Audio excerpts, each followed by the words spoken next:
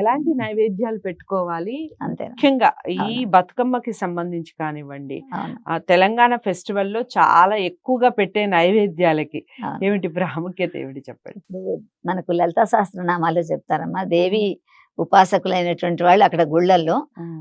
ప్రతిరోజు చెప్పేటువంటివి అన్నమాట. దద్యన్యాసక్త ప్రియ అని చెప్పేసి అంటారు అమ్మవారిని.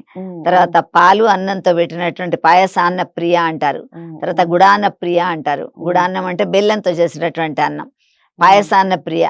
తర్వాత చిత్రాన్న ప్రియ. చిత్రాన్నం అంటే మనకు రకరకాల కూరగాయలు వేసి అది చేసింది. తర్వాత హరిద్ర చూర్ణం వేసినటువంటిది, పులిహోర కలపడం. ఇలాంటివి 7 రోజులు వాళ్ళు 7 రోజులు పెడుతుంటారు.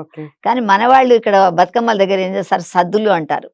ఒకటే అన్నాన్ని చేసి కొబ్బరి అన్నం, చిత్రాన్నం, తర్వాత పులిహోర, పెరుగన్నం, పాయసం, బెల్లపన్నం ఇట్లా 7 రకాలుగా చేస్తారు. చేసి అమ్మవారికి పెడుతూ ఉంటారు. అవి ఎందుకు అంటే మనకు వర్షాకాలం పోయిన తర్వాత వచ్చేటువంటి ఇది కదా బతుకమ్మ పండగ. కాబట్టి ఒక్కొక్క పండగ వెనుక ప్రతి పండగ మనం చేసుకునేటువంటిది పరమార్థం ఉన్నది.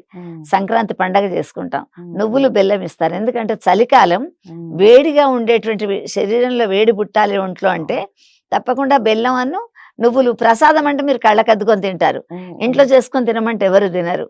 అట్లానే ఈ 7 రోజులు రకరకాలైనటువంటి సద్దులు పెడతారు. తర్వాత ముద్గౌదాన ఆసక్త ప్రియ అంటే పప్పు బియ్యం కలిపినటువంటి పులగం లాంటిది పెట్టడం. తర్వాత పెసరపప్పునే మన తెలంగాణలో ఏంటంటే మిగతా ప్రాంతాల్లో మినప్పప్పుకి ఎంత ఇంపార్టెంట్ ఇస్తారు, ఇక్కడ పెసరు వస్తాయి బాగా, పెసరపప్పుతో చేస్తారు. పెసరపిండి ముద్దలు అని చేస్తారు అన్నమాట. మోదాడు ముద్దలు అని చెప్పేసి పెసరపిండి, ఏదైతే మనం మినపప్పుతో చేసే మినప సున్నుండలు ఉంటాయో అదే విధంగా పెసరపప్పుతో చేస్తారు. పెసరపప్పు బియ్యం చిన్నపిల్లలకు పెడితే అది బుద్ధిని వికసింపజేస్తుంటది.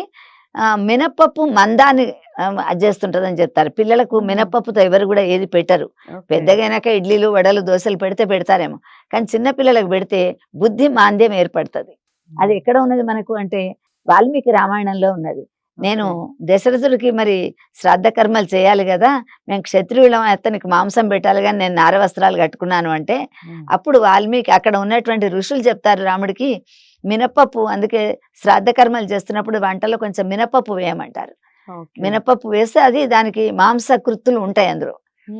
రాముడు ఆ దాన్ని వేస్తాడు, ఆ పప్పుతో చేసినటువంటి దాన్ని నైవేద్యం పెడతాడు. అందుకే శ్రాద్ధ కర్మలలో మినపవడలు చేస్తారు. మినపవడలలో ఇది ఉంటుంది అనమాట, మాంసకృత్తులు ఉంటాయి. ఇక్కడ ఈ ప్రాంతాల్లో చేసే వాళ్ళందరూ కూడా పెసరపప్పుతో చేస్తారు.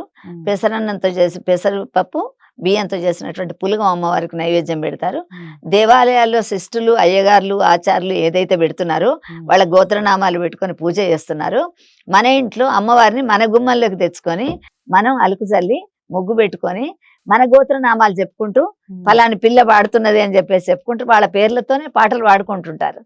అందుకని మేము ఇంకా గుళ్ళకి వెళితే బాగా రష్. అప్పుడు ఆ అయ్యగారు లోపలికి రానివారు.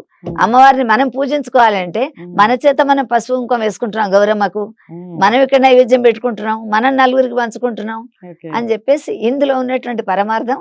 నైవేద్యాలు ఏది తింటున్నామో ఆ 7 రోజులు తినేటువంటిది. పిల్లలు వస్తారు చూడ్డానికి, ఆట చూడడానికి, ఆడపిల్లలు మగపిల్లలు.